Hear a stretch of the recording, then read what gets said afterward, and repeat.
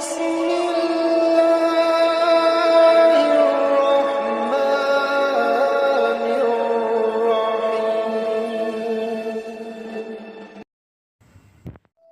ceritani ini, Rek. Ini sekarang ini situasinya lebih berbahaya dari tahun 65. Dan sekarang pemetaan nasional itu persis 62, 63, 64. Aku ndak akan jelaskan nanti jadi fitnah. Anjane saiki kira betul-betul butuh perbaikan mendasar, ibarat mobil turun mesin Indonesia ini. Jadi kita punya problem besar dalam soal ketatanegaraan.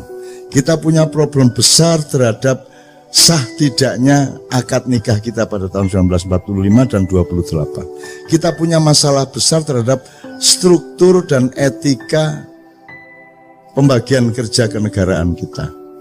Negara dan pemerintah tidak ada bedanya dan seterusnya. Bahkan dalam misalnya, aku mau cerita kalau Pak Mas Didit soal MK tadi, tapi tidak usah saya ngomongin kapan-kapan aja. Tapi intinya kita punya masalah ekonomi, masalah kenegaraan, konstitusi, logika, nasionalisme, kita punya masalah. Beliau ini saiki dadi alang-alang, Pak Wesa. Alang-alang itu dianggap gak produktif. Kon tak kandhani ya. Nek Merapi kate mbledos, kabeh wong di sekitar Jogja di lereng Merapi nandur alang-alang. Kok nandur alang-alang? Loh, pohon, tanaman yang punya getaran untuk menyelamatkan sekitarnya dari lahar dan wedhus gembel itu alang-alang. Dadi nek Merapi mulai ya apa, wong-wong nandur alang-alang, Pak. Jadi beliau bikin sanggar alang-alang itu untuk menghalangi segala kemungkinan kerusakan dan kemungkaran yang terjadi pada generasi muda dan anak-anak itu. Kemenang. Kapan-kapan kita baca bukunya Mas Iman Budi Santoso, seorang sastrawan di Jogja, senior saya, mengenai pohon-pohon, mengenai nama desa. Nek Jombang ono jenenge alang-alang Caruban. Ya, ono meneh Pengalangan, ono meneh. Jadi itu semua ada riwayatnya. Semua desa-desa di Jawa itu punya nama-nama pohon. Nama pohon itu banyak dijadikan lambang atau hikmah atau ilmu dari teritorial. Itu Mas ya. Oke. Tak persingkat gini Mas Didit ya. Saya sangat paham pemikiran Anda. Dan saya bukan tidak setuju, kita semua standby untuk tutwuri handayani ya monggo, nek anjane sing penting iku untuk ing madya Mangunkarsa ya ayo, untuk ing ngarsa sing tulodo ya ayo, gak masalah. Nek anjane tepatnya seperti itu, ndak ada masalah. Dan memang wis wayahe. Kita butuh kongres nasional kenegarawanan Indonesia misalnya.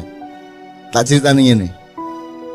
Tak mulai Pak Harto ya. Zaman Pak Harto jauh sebelum reformasi, jauh sebelum ada rame-rame di Jakarta, saya menerbitkan selebaran. Judulnya, kita memerlukan Dewan Negara, TNI harus berpihak kepada rakyat. Yang nyetak Zaki, yang sekarang manajer Kiai Kanjeng. Zaki wedi, cak iki wanita ngomong ini iki. Ya. Besok Zaki ada dengan Kiai Kanjeng di Gresik. Takono.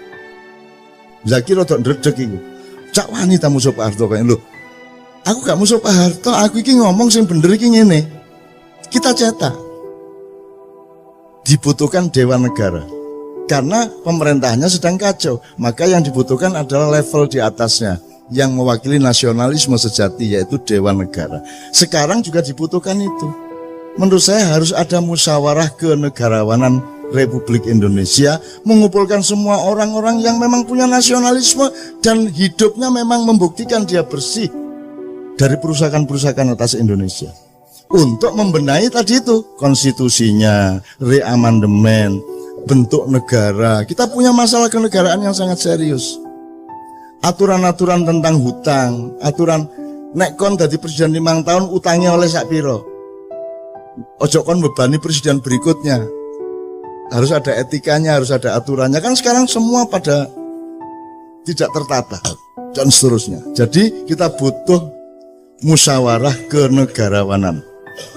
Nggak usah negarawan, cek gak cemburu. Musyawarah kenegarawanan Indonesia. Wong tuwek-tuwek, wong sing murni-murni ngelompok memberi rekomendasi, dan gak perlu metoto-metoto, gak perlu sumbar-sumbar, dan gak musuhi sopo-sopo. Ini untuk mencintai bangsa Indonesia dan menjaga tanah air Republik Indonesia yang Allah kasih ke kita dan harus kita rawat sebaik-baiknya. Satu ya, saya bikin selebaran Dewan Negara itu ya kira-kira tanggal awal Mei. Terus padang bulan pas tanggal 12 Mei di Jombang, Menturo. Terus aku pamit, Rek, iki aku menenang Jakarta soalnya kok beberapa hari ono goro-goro di Jakarta. Kemudian terjadilah penembakan Trisakti besoknya. Kemudian terjadi pembakaran-pembakaran, penjaraan-penjaraan sampai ke Surabaya, sampai ke Makassar, dan terutama di Jakarta. Sampai akhirnya kita kumpul yang 5 orang itu, Anda tahu, Cak Nur, saya, Pak Melik Fajar, Imam Utomo Dananjaya, sama Pak Sudrajat. Kita merumuskan saran agar Pak Harto turun dengan kita kasih metodenya dan cara-cara untuk supaya rakyat tetap selamat dalam keadaan perubahan ini. Dan kita ajukan pada tanggal 17. Kemudian kita konferensi pers, nangis-nangis kabeh. Aku dijaluk melok ndonga dan nangis kabeh. Dan ingin betul-betul ada perubahan yang darurat di Indonesia pada waktu itu. Karena Amerika sudah tidak suka sama Pak Harto. Semua di luar negeri sudah tidak merestui Pak Harto. Rakyat sudah jenuh semuanya dan seterusnya. Terus kita kasih saran, Pak Harto gini-gini, ini saatnya sampean turun. Sampai tak bujui Pak, wis tak sampean iku wis tuwuk ta. Mosok gurung tuwuk sampean dadi presiden. Wis sampean lereno cek mulya, gak padeken gak ngono. Akhirnya kan semua orang tahu bahwa saya yang ngajarin Pak Harto ngomong saya tidak jadi presiden tidak padeken ngono. Lho iku gak padeken lho cara ndi?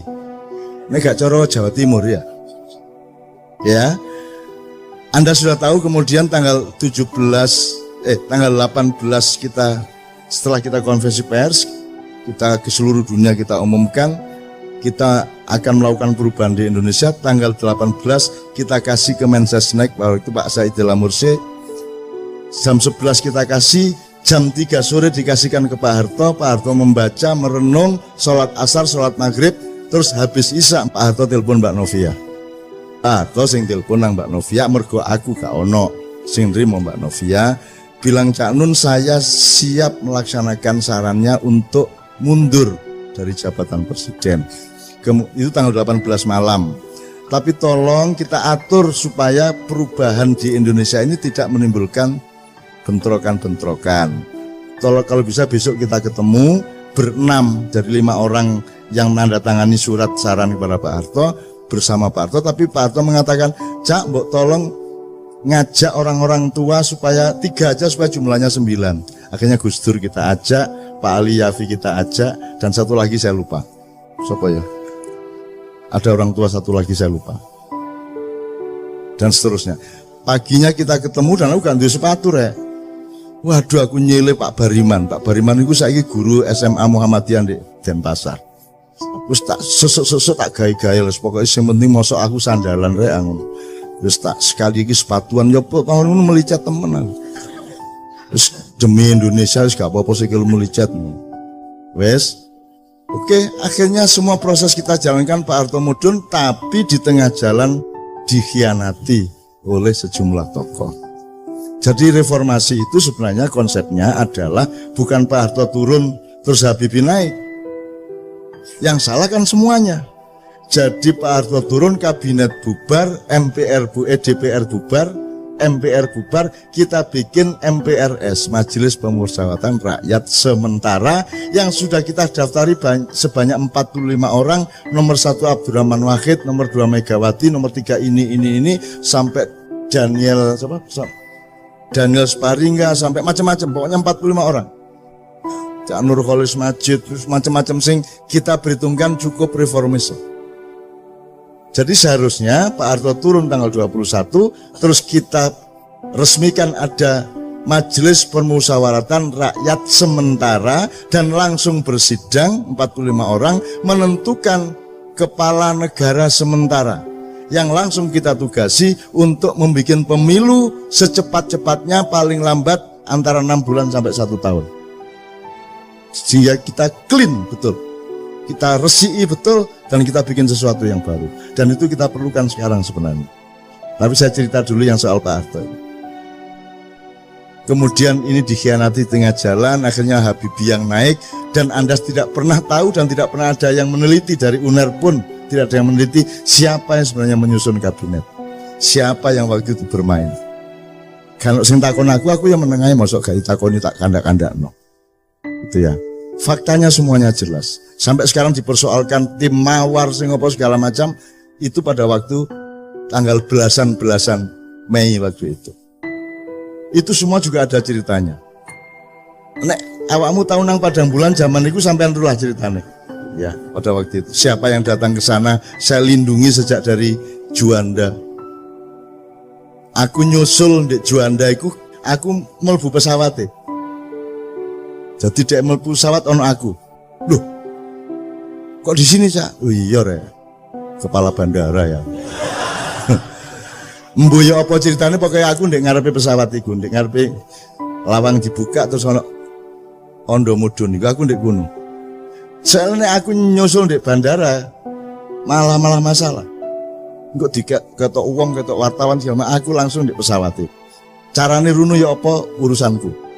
Kemudian teman sekalian, ada satu lagi.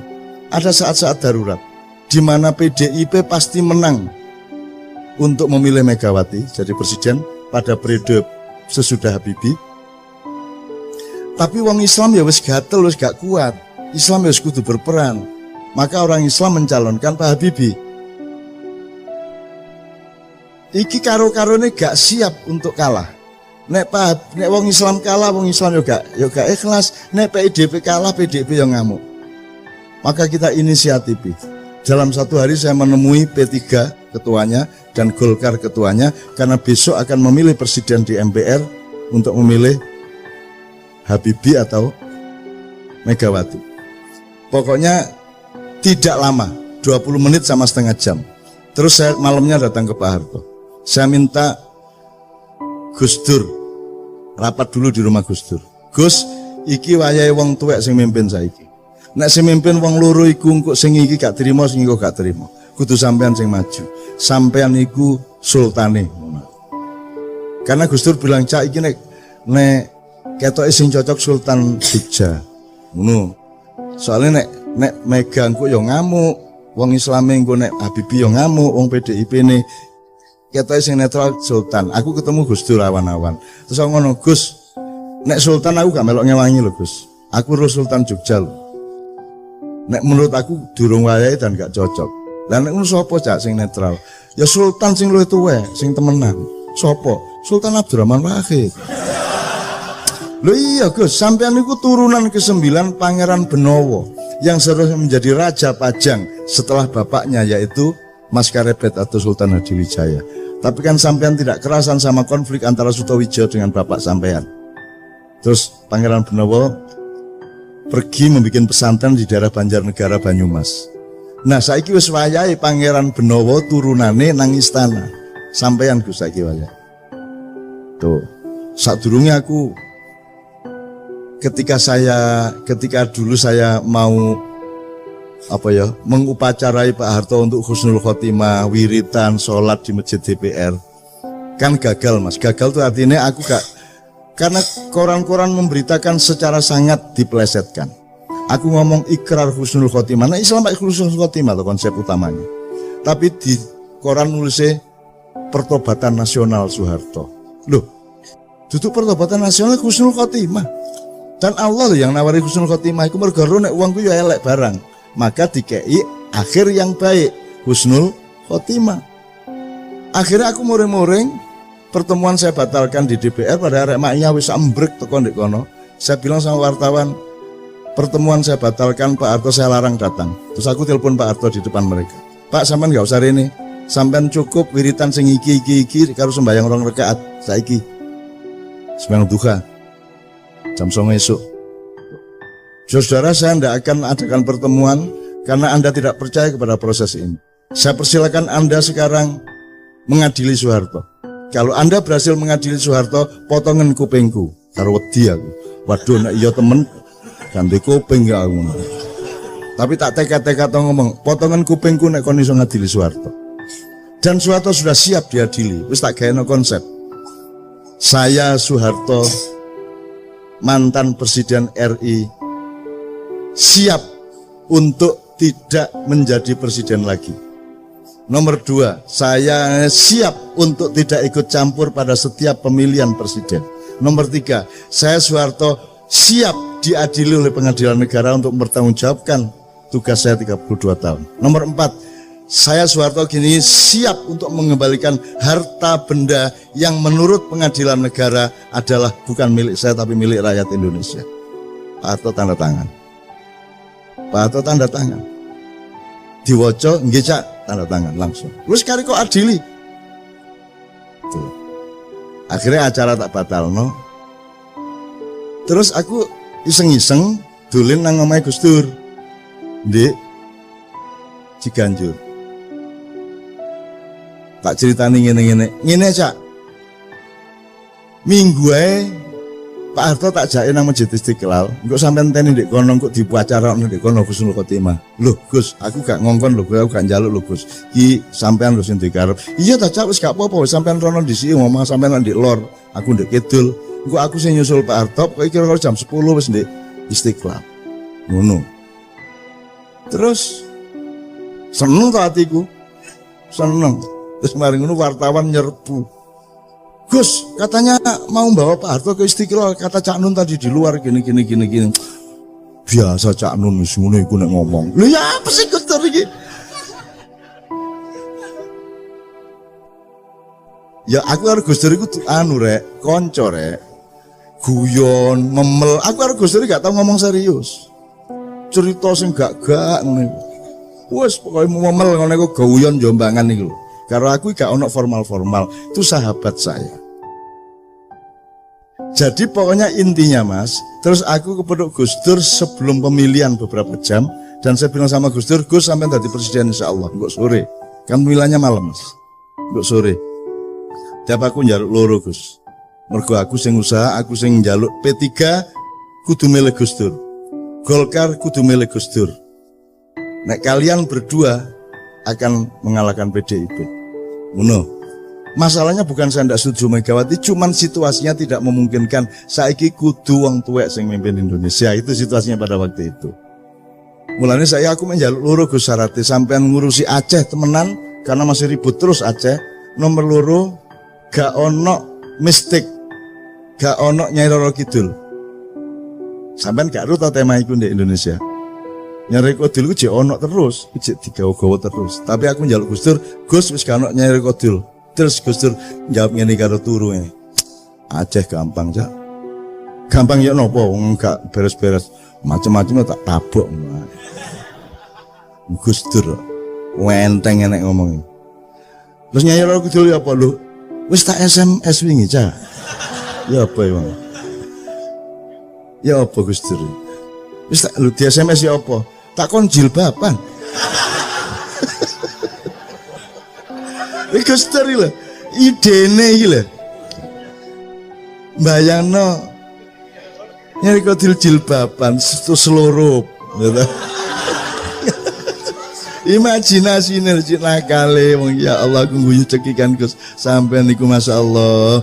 Wis nek swarga gak sampean lak gak enak swarga niku ngono wis sampean iki top wis ya bayangno Nyai Kidul jilbaban niku. Dan seterusnya ya. Jadi presiden dia.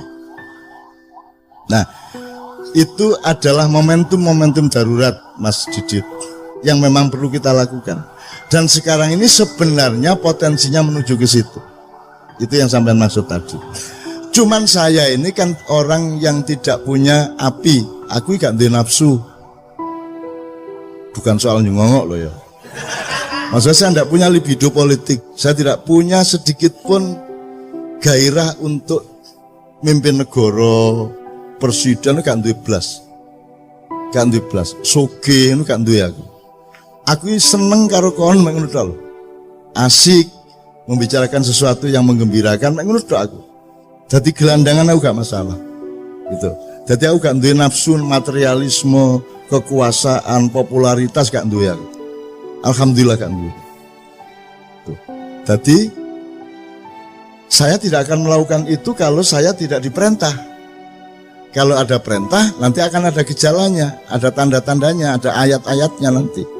Gitu loh. Dan saya juga tidak GR bahwa saya penting di Indonesia. Anggitmu aku itu penting tak mak iyah itu. Indonesia kenal mak iyah tak gak? Agak kenal kok. Ojo GR petuta-petuta kaya iya. Nah awakmu merasa api alhamdulillah. Tetapi ojo merasa kon iku penting di Indonesia. Aku gak penting kok. Aku ngomong didik keliru untuk mereka ngono wis dientekno aku didik-idik kaya ngono iku. Untung aku hanya seekor semut dengan setetes air menuju Ibrahim kan gitu. Ngono rek. Jadi teman sekalian memang sekarang sudah saatnya seperti itu, tapi sudahlah kita bersabar, jangan khawatir. Anggitmu kan Gusti Allah ta. Anggitmu kan malaikat ta. Anggitmu kan Nabi wis mati ta. Anggitmu Sunan Kalijaga gak ono ta. Anggitmu wis gak ono kabeh ta. Anggitmu mek ono awakmu tok ta. Gak. Masih lengkap dunia dan alam semesta ini, dan Allah punya skenario, dan Allah punya rencana, dan Allah punya irama, Allah punya langkah-langkahnya. Kita sami'na wa ata'na kepada Allah. Jadi yang penting awakmu selalu menunjukkan manusia yang baik, yang bermanfaat, yang seimbang, yang berpikir jernih, dan lain-lain yang sudah Anda omongkan tadi. Itu yang saya maksudkan. Alhamdulillah wis anggere awakmu dadi rakyat sing apik, insya Allah akan ada pemimpin yang baik, dan awakmu insya Allah juga menjadi pemimpin yang baik di skala dan perspektifnya masing-masing. Amin ya rabbal alamin. Kira-kira ngono ya.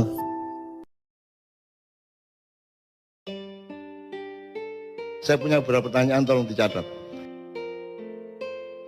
Kalau ada yang bisa menjawab sekarang alhamdulillah, kalau tidak jadi PR bersama. Hafal teks proklamasi? Ada yang hafal teks proklamasi? Saya SMK sih hafal ya malahan. Ngetik SMK. Hal-hal yang mengenai pemindahan kekuasaan dan lain-lain diselenggarakan dalam cara sesama dan tempo yang sesingkat-singkatnya. Oke, wis gak apa-apa wong kancane durung proklamasi ya, gitu. Pertanyaan saya sederhana. Apa yang dipindahkan itu apa? Apa yang dipindahkan kan pemindahan kekuasaan. Maksudnya kekuasaan itu apa? Keuangan, otoritas kenegaraan, kedaulatan, emas, seluruhnya. Seluruhnya. Oke. Seluruhnya itu apa ya? Jajal sebutan. Telu ae, telu. Kedaulatan. Ya. Kekayaan. Kekayaan itu apa aja? Aset bangsa, kebudayaan, semuanya yang ada di Indonesia. Termasuk aspek pembentukan negara yang termasuk dalam kekayaan negara. Terus sumber daya manusia. Oke, wes gak apa-apa wes. Sebelumnya dikuasai siapa memang? Penjajah Belanda. Oke. Dipindahkan dari siapa ke siapa? Pemindahan itu dilangsungkan dari siapa ke siapa? Dari konteks realnya dari Jepang ke Indonesia. Pernah terjadi. Kapan pemindahan itu dilakukan? Ketika proklamasi. Loh, kalau sudah dipindahkan kenapa pakai akan dilaksanakan secara seksama? Berarti belum dilaksanakan. Kan teksnya gitu. Betul nggak? Teksnya akan dilaksanakan secara seksama dalam tempo sesingkatnya, sehingga ketika proklamasi belum terjadi. Kapan pemindahan itu terjadi? Kapan itu terjadi? Sopo nang sopo? Nggak harus dia bisa jawab sekarang. Itu takono presidenmu saiki ya gak iso jawab. Tenang aja, gak masalah. Aku mek ngelingno kon niku duwe PR serius. Gak iso Indonesia bangkit nek kon gak ngerti bayimu iku ya apa. Ngono ya. Tak baleni. Dari siapa ke siapa tadi ada yang bilang? Dari Jepang ke Indonesia. Pernah terjadi? Pernah terjadi ini? Pernah terjadi? Serah terima pemindahan itu? Saya belum lahir, Cak Nur. Lah. Anek jawabannya ngono. Iya, tadi kon kok sholat ping 5. Engko jawabannya ngono meneh kon gurung lahir ayo. Mbah Nun. Engko ya. Mbah Nun nun sewu. Kula nderek tukar pikiran nggih. Iya. Terus ketika Jepang datang ke Indonesia, Jepang menjanjikan akan membantu proses kemerdekaan Indonesia dari Belanda. Sebenarnya yang mau dipindahkan kedaulatan itu dari Belanda ke Indonesia. Jepang itu janjinya mau membantu. Makanya dibikin BPU PKI, Badan Persiapan dan seterusnya. BPU PKI pada saat itu dia belum bikin secara detail negara itu kayak apa. Sing dibikin BPU PKI filsafat kemerdekaan. Sing dimaksud merdeka itu ya apa. Sehingga akhirnya tersusunlah proklamasi. Belum mikir undang-undang, belum mikir dasar negara, belum mikir struktur kabinet. Sing dipikir waktu itu BPUKI filsafat merdeka. Merdeka itu ya apa? Lah, setelah proklamasi Pak Karno matur tenggene teksin niku mau hal-hal di proses secepatnya dengan seksama. Hal-hal yang dimaksud itu banyak sekali. Bahkan sampai hari ini belum terselesaikan. Jadi setelah Jepang selesai itu kan Jepang kena bom. Jepang wis putus asa katanya ninggalin Indonesia. Itu variabel. Maksud saya, kamu tuh menjawab A dulu baru B. Ojo langsung kok ringkes kabeh. Jadi iku kedaden taga pemindahan itu. Pemindahan pemerintahan kedaden. Kapan? Dan terus di sidang PBB kan akhirnya Indonesia kedaulatannya diakui. Ya, tapi pemindahannya dari siapa ke siapa? Dari Belanda. Apakah Belanda pernah mengakui bahwa dia menjajah Indonesia? Belanda nggak mau mengakui, di PBB Belanda nggak mau mengakui. Jadi ada terjadi pemindahan tagak, kayak kon nyerana motor nang koncomu lho, ono tagak. Terjadi apa tidak? Secara teknis tidak. Lah ya, tapi terus secara apa? Secara pengakuan internasional mengakui Indonesia merdeka. Ya. Asli deh Belanda dhewe iki ya gak rela. Terus gaya apa tek iku man? Gawe tek iku pertama menumbuhkan filsafat kemerdekaan dan rakyat itu percaya Indonesia itu merdeka rek. Saiki Indonesia merdeka. Oke. Begitu dengan ini saya menyatakan ya. Wis merdeka ta iku? Menurut pernyataan Pak Karno merdeka. Wis merdeka. Terus ono PR untuk memindahkan. Nah, apa nih PR iku? Apa PR iku? Bukan kedaulatan, wis diproklamasikan kok ono PR, kok ono. Wis soal kedaulatan yang NKRI sudah beres dengan alinea pertama. PR yang belum selesai pada saat itu soal perusahaan-perusahaan Belanda, soal wilayah negara Indonesia. Dan terakhir yang dipermasalahkan Belanda, utang-utangnya Belanda kon nyauri Indonesia. Saiki sudah dilaksanakan belum pemindahan itu? Secara teknis Belanda belum. Jadi gurung beres iki kemerdekaan. Gurung beres, nasionalisasi perusahaan-perusahaan sebenarnya belum beres. Jadi kon kok mantep urip Indonesia wong nikahe gurung beres kok. Wong iki apa akad nikah gurung beres kok. Kok semua duwe anak sauno kae iku lho. Itu yang saya maksud, itu ada yang belum beres sejak awal berdirinya NKRI. Kontroversi pendapatnya monggo ndak ada masalah ya, tapi ada yang belum beres dengan pemindahan kekuasaan. Nanti salah satunya tercermin pada pertanyaan berikutnya. Jadi ya, jadi ndak pernah terjadi toh itu? Ndak pernah terjadi. Ya wes. Jadi kon ojo meneh GBHN, ojo meneh Pancasila, ojo meneh aturan-aturan. Wong proklamasi loh, gurung dilaksanakno. Ya tak gak? Proklamasi loh gurung beres. Presidenmu kata 30 meneh. Nek akad nikahe gurung jelas, wis gak beres-beres. Makanya semua presiden yang ingin jadi presiden pahami dulu Indonesia ini siapa, urusannya gimana, yang PR-nya apa, yang belum beres apa, pahami dulu, baru bagusi mencalonkan diri jadi presiden. Kita betul. Itu loh. Jadi aku setuju pendapatmu kabeh, tapi yang saya maksud adalah ayo didandani sik teko awal rek. Ngono lho. Wong iki gurung beres sejak awal kok. Ya oke. Misalnya pada pernyataan berikutnya nanti Anda benar-benar dicatat aja berikutnya. Ini tak pencoloti supaya nyambung dengan Anda. Siapakah pemilik sah tanah air? Tanah dan air Indonesia beserta isi dan kekayaannya sebelum 17 Agustus 45 dan sesudahnya. Siapa yang punya? Hakikatnya Indonesia yang punya Gusti Allah. Hakikatnya. Iya. Wassalamualaikum warahmatullahi wabarakatuh.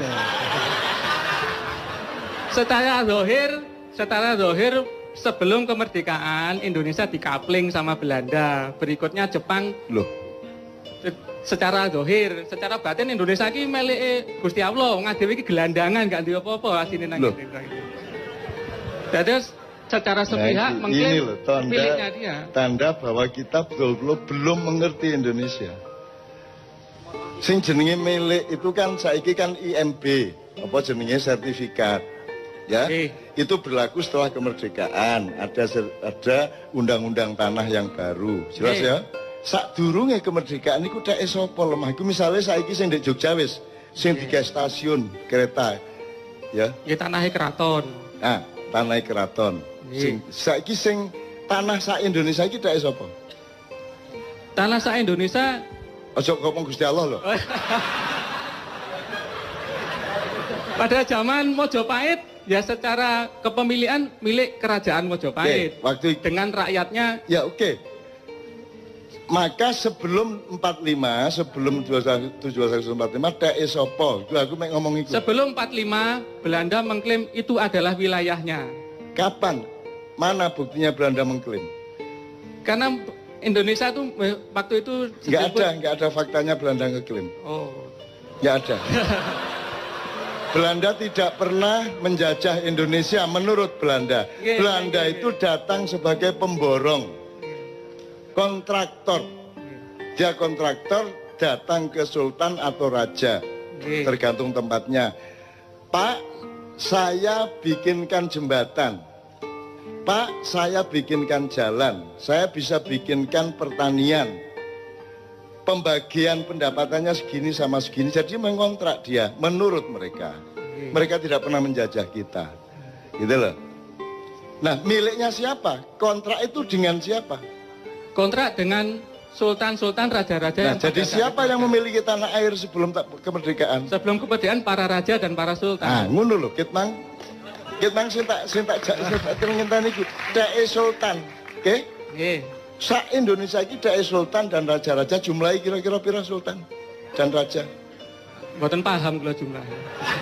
Loh, berarti gak jelas iki. Loh, wong kon iki saiki tanah sak meter iso paten-paten karo tanggamu kok. Nggih. Ya ta gak? Apa meneh tanah sak dari Sabang sampai Merauke gak jelas urusane? Terus kon gawe Indonesia kayak ini kok iya padahal gak jelas urusannya. Itu loh yang saya maksud. Oke? Jadi tanah itu milik raja dan sultan. Oke? Yes, terus merdeka. Terus tak siapa? Mari merdeka. Negara Republik. Milik negara. Milik negara. Upama kon rojo gelem tak gak kon? Nggih, kula nyuwun perjanjian tertulis. Ono tak gak perjanjiane? Ndak ada. Ah. Iki lho. Jadi gelem ta kon duwe lemah sak pulau misalnya Ternate tidure sak pulau iku wekmu. Terus moro-moro Indonesia merdeka. Terus moro-moro duduk tekmu. Gelem ta sultan moro-moro duduk dheke. Gelem ta? Nggih, ndak mau. Nah, iya. Harus ada perjanjian. Nah, terus ada ndak perjanjiannya? Faktanya ndak ada. Ndak ada. Berarti beres ndak masalah Indonesia ini? Beres ndak? Belum beres. Jadi halal ndak Indonesia ini? Aku mek kepengin ngandani kon nek kon gak iso beresi masalah iki, ganti presidene dukno teko langit sapi itu padha ae. Nek kon gak iso beresi masalah iku mulane aku yang dipindahkan apa saja, yang berupa dolar berapa, yang berupa emas berapa ribu ton. Ya, yang berupa tanah berapa, yang berupa tambang berapa, perjanjiannya gimana. Setelah tanah sebelumnya milik sultan dan raja tiba-tiba menjadi milik negara, mosok gelem harus ada transformasi land reform. Betul enggak? Ada enggak? Land reform pada waktu itu nggak menyangkut perjanjian antara raja penguasa wilayah dengan presiden. Kok tidak? Lah Saya kok juga gelem? nggak paham, saya belum lahir waktu itu. Loh, Jadi aku ngene wae, upama kon dadi sultane, dadi rajane gelem tak gak? ya kula mboten purun, saya nggak mau. Terus rumangsamu satu swidak papat sultan raja ki gelem ngono. Ya nggak mau. Lah ndak mau. Kalau saya jadi rajanya ya nggak mau. Lah iya. Harus Nah, ada perjanjian. menurut sampean raja-raja Nusantara gelem tak gak? ndak mau asline. Ah, aslinya ndak mau. Ya, contohnya konflik-konflik yang muncul. Makanya terus ngene lho, Dik. Yang kita ini nyari bersama, duduk aku berdebat karo kon. Oh, nggih, Kita nggih. mencari bersama. Golek api. Menurut kon, nek kon sing dadi sultan, moro-moro Indonesia merdeka, terus semua milikmu jadi milik negara. Lilo tagak kon. Mboten rela. Mboten. Kan jadi harus ada perundingan iki ya apa transformasi hak tanahnya bagaimana kan gitu. Nggih. Ada ndak? Ndak ada. Ndak ada. Berarti halal ndak ini sekarang? Saya bukan MUI yang memutuskan halal haram. Saya nggak berani jawab. Ngene lho, kon iku nek kate nang doli gak usah nang MUI sik. Kon langsung ro nek nang doli ku haram ngono lho. Mosok halal haram ngenteni MUI. Begitu tidak sah, tidak logis ya. Curang berarti tidak halal ngono kok dadak MUI sih kon. Nggih, hakikatnya kalau kedua pihak ada sesuatu dan satu pihak merasa tidak terima, berarti itu nggak halal. Hakikatnya begitu. Makanya sekarang diatur ada nggak undang-undang konstitusi yang mengatur peralihan dari haknya sultan dan raja-raja seluruh Nusantara ini kemudian menjadi milik negara.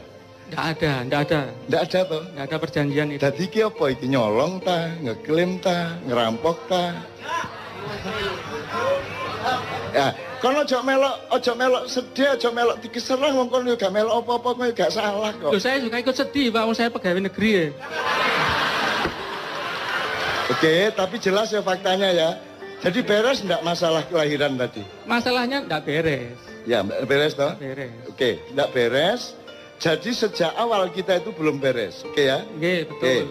Jadi soal pemilikan tanah, tambang semua sebenarnya kan juga tidak ada perjanjian yang jelas. Nggih. Tidak diatur secara kenegaraan. Nggih. Saiki kan roh, atine rojo-rojo saiki ya apa kira-kira kan gitu? Artinya rojo-rojo karepe ku bikin daerah istimewa. Dengan perjanjian-perjanjian baru, mbuh disahno DPR, MPR, Presiden, bikin daerah istimewa. Terus apa kok mek Jogja tok? Sebenarnya raja lain juga sama. Di Aceh kan dulu-dulunya zaman Pak Harto kan ya sempat bergejolak minta istimewa. Apa kok mek loro? Karena yang lain nggak berani mungkin. Oh. Karena untuk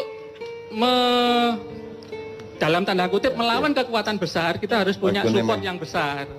Nah, raja-raja ini kan supportnya kecil. Oh, jadi untuk mendapatkan hak hidupnya itu harus berani gitu. Loh yang nggih no, Pak. Oh, berani melawan penguasa. penguasa mana? Sing rumangsa menguasai wilayah Indonesia. Indonesia. Berarti penguasa ini penjajah ya, sehingga raja-raja pada takut. Secara psikologis aslinya jajah rojo-rojo. Ah. Secara dohir ketoke mengajak Saiki bersatu. jajah taga. Aslinya menjajah. Ah, sip.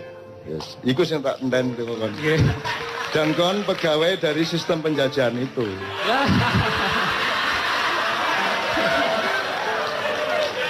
Saya nggak nyalain siapa-siapa, aku mek kepingin awakmu rek nek kate dadi pemimpin, iki PR loh ya, iki temenan loh iki. Meskipun mungkin gak iso jawab temenan ya gak masalah, tapi ojo dianggap gak ono. Ojo wong loro ati terus anggap gak loro ati. Ada PR besar. Ya tak terusin ya supaya lengkap, pertanyaannya 2 lagi paling. Tadi pemilik sah tanah air Indonesia sebelum dan sudah kemerdekaan. Sekarang nomor 3. Apa muatan substansial UUD baik 45 maupun 2002 amandemen ya tentang pemilahan antara negara dan pemerintah? Terus ngeten, aslinya pemerintah niku karyawan ini negara aslinya pemerintah niku. Karyawan. Nggih, leres. Terus karyawan pemerintah apa karyawan negara? Pemerintah niku kan ngeten, paribasane negara niku rumah tangga. Oke, sopo kepala rumah tangga nih? Bapake. Loh, sopo? Oh, yang pemilik rumahnya. Ya, saya nih ngomong Indonesia. Oh, Indonesia ini punya rumah tangga. Indonesia secara hakikatnya belum punya kepala negara. Ah, kenapa tidak punya? Mergo di Undang-Undang Dasar itu sebenarnya rancu antara negara dan pemerintahan. Rancu. Berarti undang-undangmu itu bener tak gak? Kalau izin Aku mek kepingin ngomong apa anane.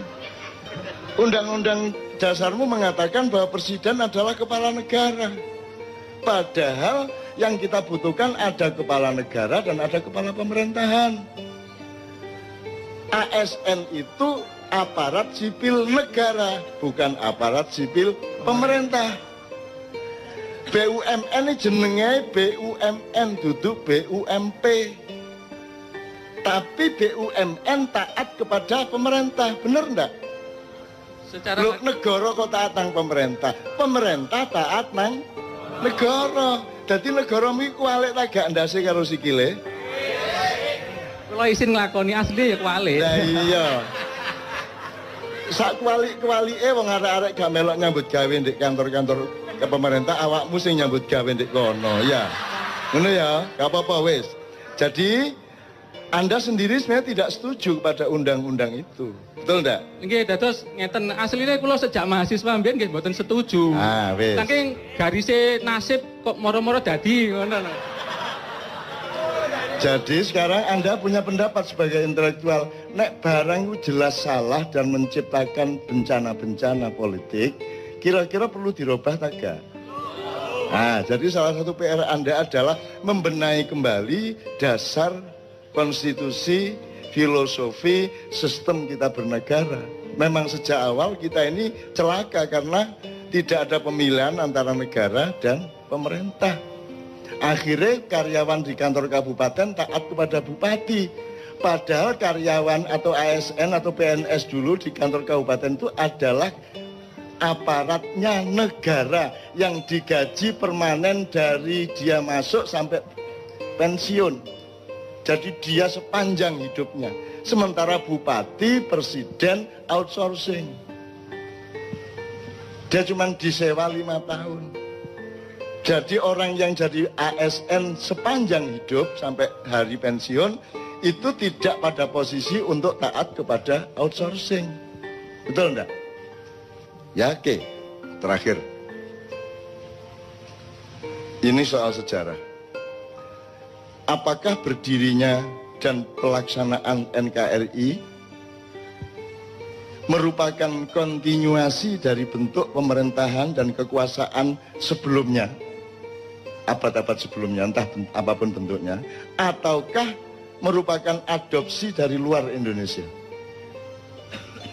Jadi Anda sebenarnya bukan orang Indonesia dengan negara Indonesia ini. Anda adalah orang Eropa, orang Amerika, tambah orang Arab, tambah orang Cina, bernama Indonesia, label mudoae Indonesia, tapi janjane sing kok lakoni ku Eropa, Amerika, Israel, Cina dan Arab. Gelem kon dadi wong kaya ngono iku. Jadi ada budaya atau sejarah kontinuasi, ada sejarah adopsi. Kita ini sekarang adopsi, mulane biyen sapa jenenge Jayabaya mengatakan wong Jawa kari separo, Cina Londo kari sak jodoh. Kita salah paham selama berabad-abad. Rumasane ono welut, perang terus wong Jawa jumlahe kari separo, gak. Jawamu iku separo-separo saiki. Jawamu iku separo-separo, gak Jawa temenan. Mergo kon wis gak gelem nerusno Jawamu. Gitu loh. Cina Londo malah dadi sak jodoh, kerjasama. Itu namanya Cina Londo kari sak jodoh. Tapi itu interpretasi saya, aja percaya aku, lawang aku duduk wong kampus kan gitu kan. Nah aku wong akademisi ya saya bisa dipercaya. Saya ini kan hanya orang yang lewat ganggu-ganggu, soporo keganggu cek tangi kan gitu. Nek perkara gak tangi-tangi ya gak apa-apa, malah tak ilir-ilir cek tambah turunnya tambah angler kan gitu ya. Jadi pertanyaan terakhir tadi jelas. Apakah yang kita lakukan dengan NKRI ini kontinuasi dari yang kemarin-kemarin ataukah merupakan adopsi? Jadi kita ikut wis duduk Indonesia nek kayak ngene iki mek karen-karen tok Indonesia niku. Gitu. Jadi kita nggak meneruskan yang kemarin, kita mencari yang baru termasuk universitas, Pancasila, Trias Politika dan lain sebagainya. Nanti tolong pelajari nyun sewu ini ngiling noto ae sing sejarah ono sing arek belajar sejarah ndak? Coba Renaissance di Eropa dari Italia ke seluruh Eropa itu abad berapa? 14 sampai 17, awalnya di Italia abad 14. Sebelum abad 14 itu di Eropa namanya abad pertengahan, abad kegelapan dari abad 5 sampai 15 kira-kira ya. Nah, aku takon, ketika ada peralihan dari masa kegelapan Eropa menuju Renaissance itu di Indonesia terjadi apa? Belum pernah ada studi sejarah dan sosiologi mengenai ini. Akhirnya kita menjadi bukan orang Indonesia sekarang. Meskipun tetap nek awake dhewe saking apiye, saking tepake masih kene duduk Indonesia ya tetap metu Indonesia dididik gitu ya. Tapi kita secara sistem makro kita ndak. Jadi Sunan Kalijaga lahir tahun 1450. Pada umur 28 tahun dia sudah mulai menjadi aktivis politik di Mojopahit. Dia melakukan transformasi yang sangat damai dan sangat bagus, dawa ceritane. Dan beliau mengawal dari Mojopahit akhir yang ketika itu masih ada Minak Jinggo Belambangan sampai transformasi ke Demak, sampai ke Pajang, sampai ke Mataram awal. Sunan Kalijaga umurnya 162 lebih. Nah, jadi kalau awakmu setuju Mas, ngene sampean meneh. Sampai Renaissance. Saya teng Yunani, Roma zaman riyen niku. Itali. Nggih kula dereng lahir niku.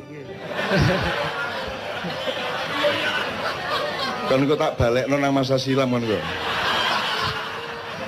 Nggih, leres. Ya. Zaman filosof Itu disebut masa apa? masa Renaissance, masa kejayaan ilmu pengetahuan dan filosofi, filsafat. Masa pencerahan. Nggih. Ya, menurut awakmu setuju tak itu masa pencerahan? Kula mboten setuju sebab enten setunggal riwayat saking Kiai pundi kula supe. Ya. Asline Sokrates kali Plato riyen niku diajari Nabi Khidir. Terus gampang. Soal Tapi- ngene. Niku satu. Enggak, maksud saya gini. Setuju enggak itu disebut masa pencerahan menurut Anda? Secara akademis setuju. Oh. Tenan? Nggih. Makanya awal tadi kita ngomong mengenai kelengkapan, mengenai sempurna. Ya, karena Renaissance itu adalah pemberontakan terhadap religi keraton-keraton Kristen, ya. Jadi terus mereka marah kepada agama sehingga mereka berpihak kepada akal sehat.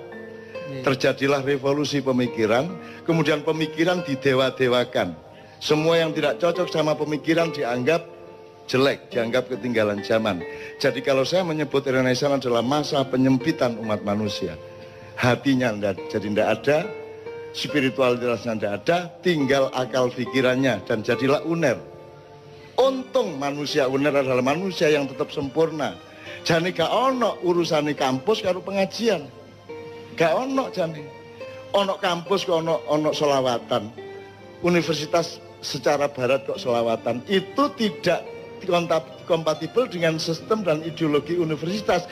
Tapi di Indonesia tidak bisa 100% berlaku karena rektornya religius, karena dekannya religius, karena mereka tetap manusia sempurna. Gitu loh, Dek. Jadi di timur terjadi penyempurnaan manusia oleh Sunan Kalijaga dan Wali Songo. Di Eropa terjadi penyempitan manusia. Dari manusia yang lengkap spiritual, mentalitas, semuanya menjadi hanya manusia intelektual. Bahkan kemudian menjadi manusia akademis. Di sini disempurnakan, agamanya sama budayanya dikomprensikan. Bahkan lengkapnya luar biasa. Sampai kebudayaan Jawa bagi saya itu umpama gano Islam wong Jawa wis mlebu swarga ngono aku. Nek kurang sembayange ngono tok. Tapi nek peradapane wis saiki sampean delok. Nek tembang Jawa teko sinom nganti Megatruh Pucung itu lagune wong sing wis ndek swarga. Wis karek ngene ndek swarga.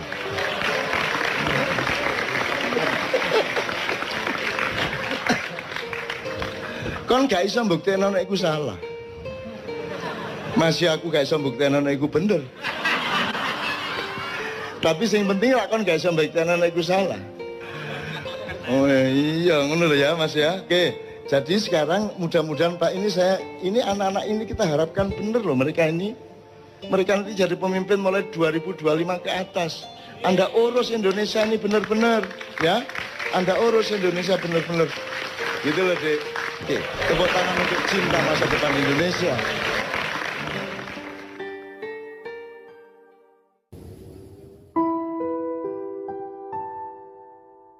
Saya pernah bilang sama Anda, tanya sama Anda entah berapa tahun yang lalu,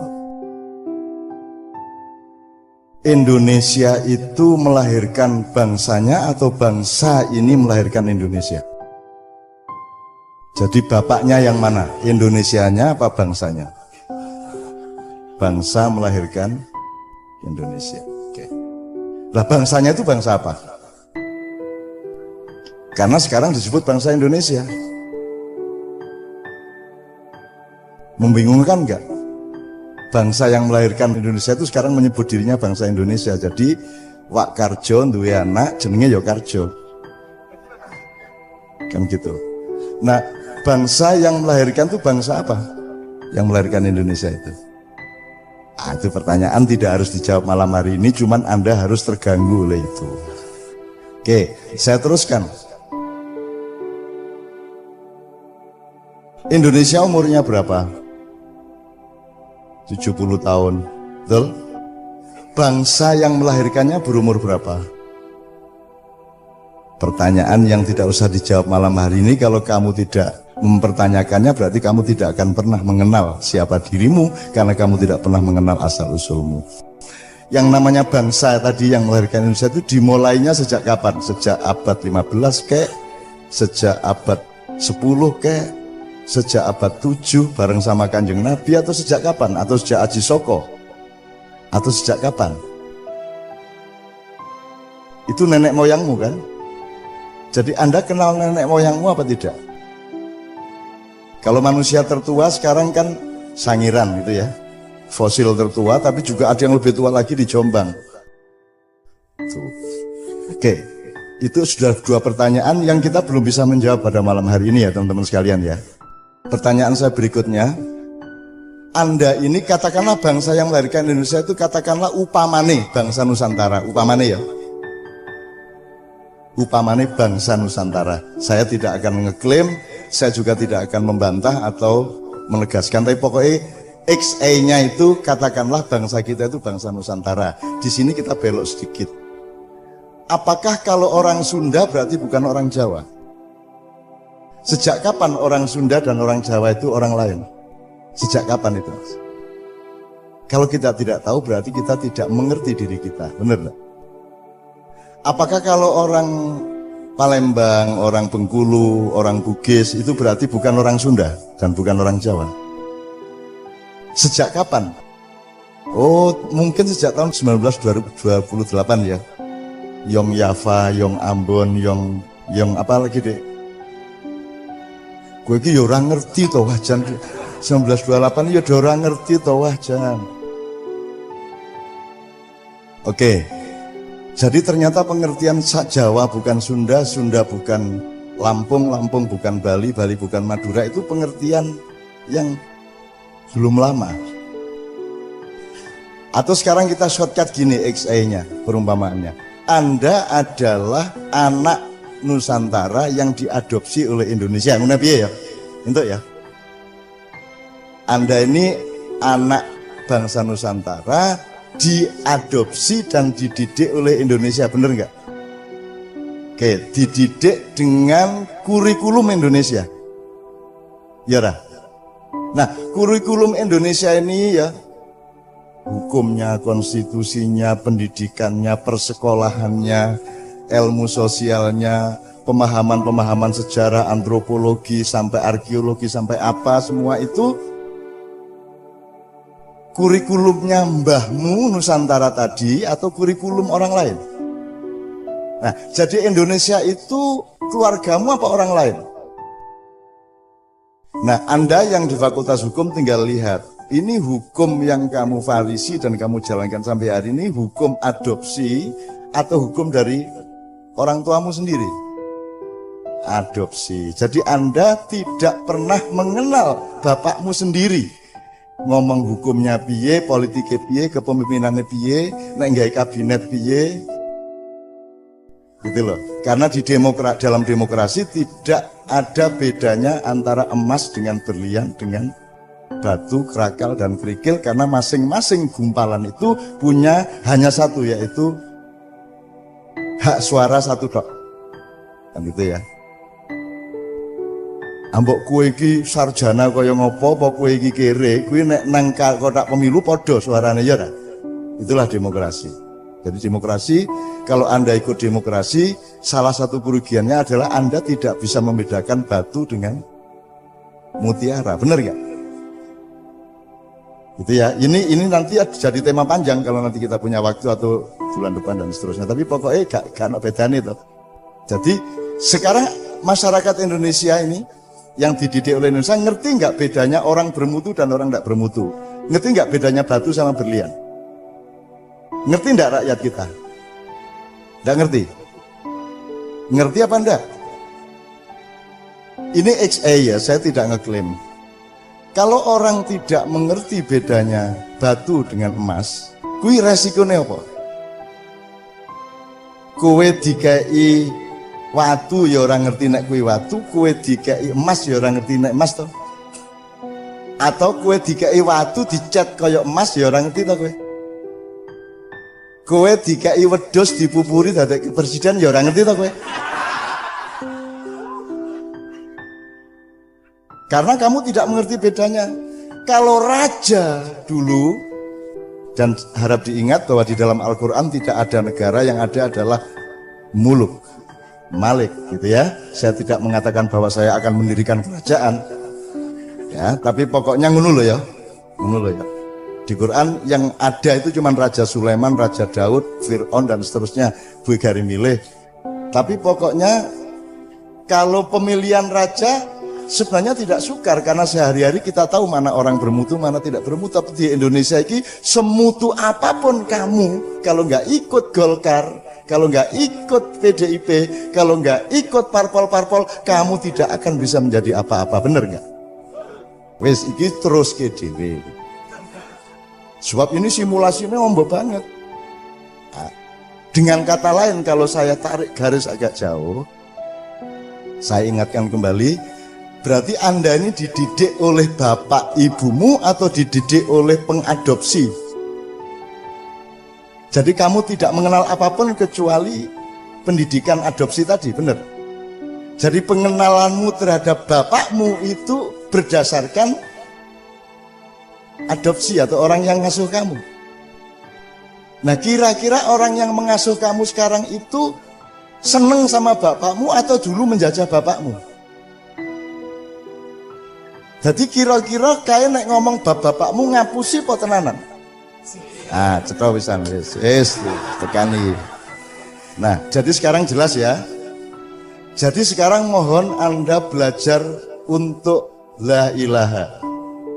Karena ilallahmu itu versi adopsi, bener nggak? Gajah Mada siapa? Belanda dulu bagaimana, nama Indonesia itu yang bikin siapa, dan seterusnya. Seluruh pengetahuanmu mengenai negaramu dan bangsamu ini berdasarkan orang yang dulu ngidak-idak mbahmu, ya rata. Nah wes, kita nggak benci loh ya. Orang Jawa kan tidak-idak malah seneng. Loh, betapa tidak ada manusia sedahsyat manusia Indonesia. Aku tahu ketemu bocah Lamongan ki nyambut gawe Arab ki nek wis panas kan nganti 55 56 lho Mas derajat Celcius. Oh, panas kaya ngono kae nyambut gawe tukang batu, coba piye kuwi. Kuwi nek wong Bangladesh wis dadi areng. Kuwi cacah tahan. Itu tidak merubah mentalnya, terus mereka siang istirahat 1-2 jam ke Madinah, ke masjid, ketemu saya di masjid, dan tidak terpengaruh mereka oleh kesengsaraan itu orang Indonesia. Padahal nyambut gawe kaya ngono iki begitu ketemu wis kaya pengajian NU kae. Masya Allah, Allahumma sholli ala Muhammad. Kapan sampean tutuk kene iki Cak itu. Jadi kaya ora ono apa-apa kae. Tadi saya diceritain Cak Yus, TKI kita di Malaysia itu pasang paving satu orang itu 1 hektar. Ijen. Dan dia sudah menemukan momentum dan niatnya dan tenaganya, dan dia bertekad 5 hektar tak selesaiin sendiri. Coba piye kuwi? Wis golek menungso ning Mars planet kono nek ana paving 5 hektar dikerjake ijen, berarti mengin angin, cek-cek ngene. Dadi mengin angin. Oke ya. Oke, saya shortcut lagi. Jadi teman-teman sekalian, sekarang kalau ibarat orang sholat, ibarat hadas dan tidak hadas gitu ya, najis dan tidak najis. Saiki pendidikan adopsi tadi menurut kamu itu nek dirapoti ngono munggah kelas ora? Hukum di Indonesia pelaksanaannya nek dirapoti angka piro? 0,00 piro meneh? Mbok ngene sisan 0,0,0,0 titik 000 pangkat 5 0 ya 0 kabeh ya toh. Akar 0 ya toh. Ya ndak kalau 0 ya ndak. Ya min lah kowe iki ya piye ya.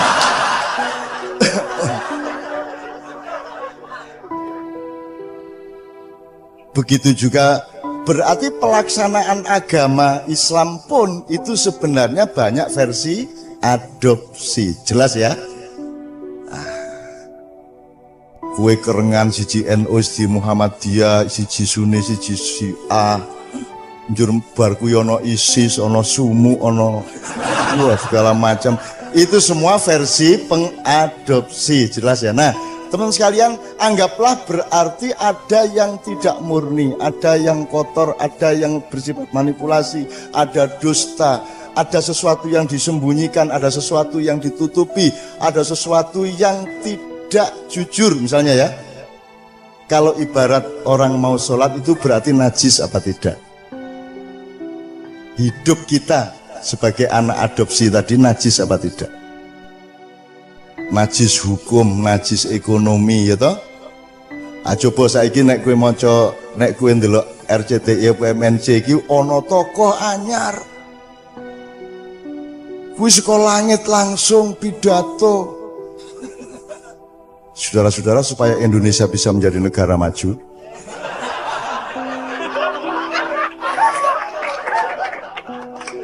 Mas sampean niku sinten?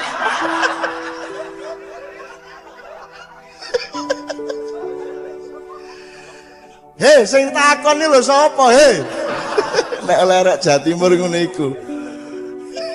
Kon niku lho sapa meneng-meneng ngomong ngono iku lho sapa? Iku Indonesia iki apa sih? Lha ngono iku lho. Bapak adopsimu iku kaya ngono kuwi. Nah, aku njaluk saiki ayo mulai nyedak air suci. Ya ra? Bener ra? Jadi nek ibarat kowe iki wudu selama ana republik iki wudumu iki nganggo maul mustakmal atau maul kudus. Mustakmal. Dadi janjane salatmu iki rada medeni. Terus malaikat ele mustakmal ra. Tur ora mung mustakmal, ora mung wis tau digawe wudu, campur tai, campur apa meneh Mas?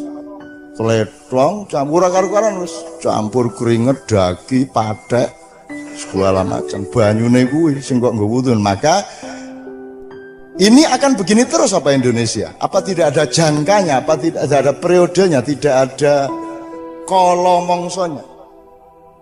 Saya ingin mengatakan kepada Anda ada kolomongsonya. Makanya sekarang itu Anda harus siap untuk bersuci. Wis saiki dadiya wong sing wudu meneh. Anak-anak Nusantara, kamu diberi najis-najis oleh Indonesia.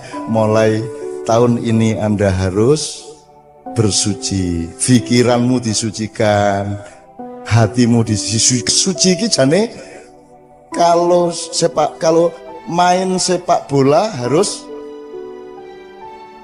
sportif, betul enggak? Sportif itu suci. Nek diteruske, nek diperdalam, sportivitas itu suci. Kalau berpikir harus objektif. Objektif itu kena kue selulup, kue itu tekan air suci, ya ra? Nek moral kudu jujur. Jujur itu kalau Anda selulup, kue tekan air suci. Apalagi nek kesenian kudu pas. Pas itu nek nadane do ya do. Do sama dengan upamane, do sama dengan apa deh upamane. Aku ora mudeng jane. Jadi aku krungu Kiai Kanjeng nek sing ngomong kowe do sama dengan C ngono kae.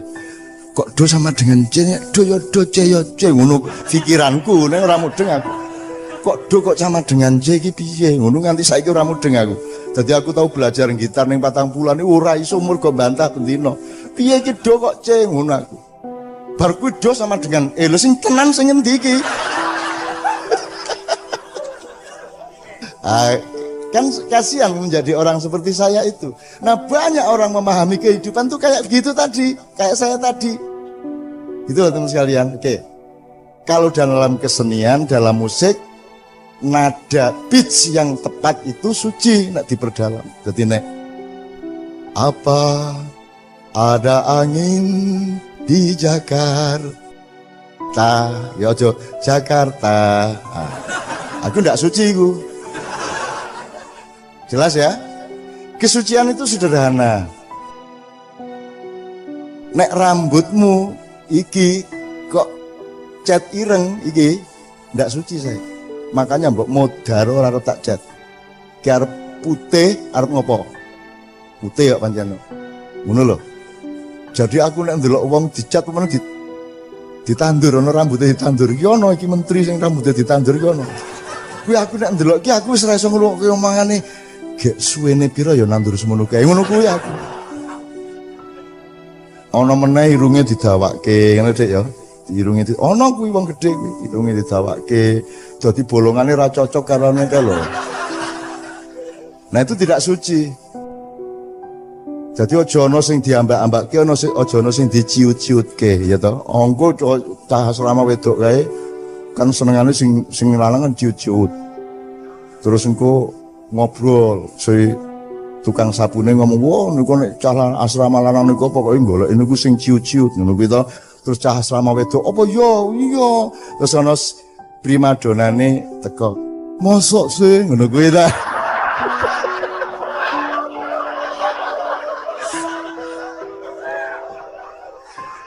Iku laane. Kenapa ya? Kenapa ya aja nesu ya kuwi geguyon nek urip ra geguyon terus piye kuwi iki ya?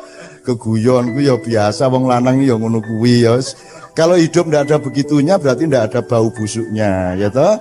Hidup itu bau busuk, itulah sebabnya Rasulullah menganjurkan kita pakai wangi-wangian karena pada hakikatnya kita itu busuk, betul ndak? Tuh, dan akan membusuk nanti begitu Allah mencabut nyawa kita. Jadi mari kita belajar untuk menerima kebusukan kita apa adanya. Ya ra. Wis to angel to nek bantah maiyah ya angel. Oke, bismillah. Oke. Jadi teman-teman sekalian, kan tadi intinya ayo belajar mendekati air suci. Mulai wudhu tadi mengenal yang suci, mengenal yang orisinil. Sejarahnya nanti belajar mengenai Nusantara itu pelan-pelan ya. Saya tadi bilang Anda segera berwudhu karena 10 tahun lagi ya Anda akan berperan dan Anda sudah harus menjadi sebagaimana kemuliaan-kemuliaan dahulu kala. Ora suwe ya insyaallah ya. Wis saiki umurmu piro? 27. Wah 37 itu kan wis iso dirjen. Ojo ora njur kowe aku ndudung ngene iki ya ming mergo sing ngarep kowe ning janjane karep kuwi sing ning kono gitu. Tapi pokoknya ayo disucikan sekarang. Nah, salah satu belajar kesucian itu di samping ibadah resmi mahdho, itu juga kalau Anda melihat daun, Anda merasakan udara, Anda melihat matahari, itu Anda harus punya kesadaran untuk menemukan sucinya. Bedanya binatang sama Anda adalah binatang lebih suci daripada Anda. Karena binatang tidak pernah melanggar Tuhan, binatang tidak urusan sama surga neraka. Anda yang harus mengenali suci itu, kan gitu. Oke ya. Nah, menulis puisi tidak bisa bohong. Ya, tidak bisa. Menyanyi tidak bisa bohong. Artinya nek pian do re mi ya do re mi. Ora iso ngapusi. Sementara di luar kesenian kan sangat mudah untuk bohong, gitu ya. Seperti yang kemarin saya bilang, misalnya kowe nganggo motor, saiki motor ki nganggo lampu nek awan toh. Itu kan ya saya tidak mengatakan itu tidak suci, tapi nek ning Korea ki motor kan paling 5% banyaknya, sehingga mobil tuh kalau ketemu motor gugup, maka motor harus menyalakan lampu karena mayoritasnya mobil. Lah niki mayoritasnya apa? Motor aku ngene kabeh nek awan. Oke, kalau ini Anda belum gini loh. Kalau di Amerika, di Australia, mayoritas orang itu bukan orang Islam. Maka asumsi dasarnya adalah makanan di Eropa atau di Australia itu haram karena kebanyakan bukan orang Islam. Disitulah dibutuhkan makanan yang ada sertifikasi halal. Ngono ta kudune? Karena mayoritasnya haram. Indonesia mayoritasnya wong Islam. Asumsi dasarnya semua makanan itu halal, maka dibutuhkan sertifikasi haram. Ngono. Jadi ngerti ya? Jadi teman sekalian, aku njaluk saiki ayo mulai nyedak air suci. Kan itu ya.